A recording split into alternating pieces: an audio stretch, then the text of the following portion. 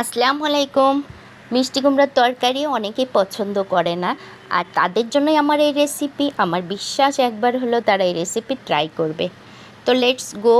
আমি এখানে কাঁচা কুমড়া এইভাবে কেটে ধুয়ে নিয়েছি, আর এর মধ্যে আমি হলুদ, ধনিয়া, জিরা, মরিচ, কিছুটা লবণ আর কর্নফ্লাওয়ার দিয়ে আমি মেখে 10 মিনিটের জন্য রেখে দিয়েছি। এখন আমি চুলায় কড়াইতে তেল দিয়ে ওর মধ্যে একে একে সব কুমড়াগুলো দিয়ে দিব, দিয়ে আমি ভেজে নিব। তবে আমি কোনো ঢাকনা দিব না, ঢাকনা ছাড়াই এটা আমি ভাজবো। আর চুলার আঁচটা আমার এখন হাই হিটে দেওয়া। আমি এখন কিছুক্ষণ পরে আমি আবার লো ফ্লেমে দিয়ে দিয়েছি, মিডিয়াম টু লো ফ্লেমে দিয়েছি। আমি একে একে সব কুমড়াগুলো এইভাবে উল্টিয়ে পাল্টিয়ে ভেজে নিচ্ছি। আমার প্রায় ভাজা শেষ, আমি অন্য একটা পাত্রে তুলে নিয়েছি।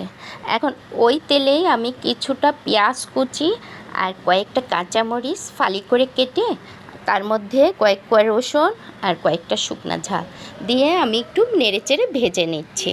এখন এগুলো ভেজে আমি কুমড়ার উপরে দিয়ে দিয়েছি, দিয়ে আমি পরিবেশন করে দিয়েছি। আর এটা দেখতে কতটা লোভনীয় লাগছে, আর গরম ভাতের সাথে খেতে তো অসাধারণ। তো আমি গ্যারান্টি দিয়ে বলছি, যারা কখনো মিষ্টি কুমড়া খাননি আমার এই রেসিপি ট্রাই করবেন আর হাতও চেটে পুটে খাবেন।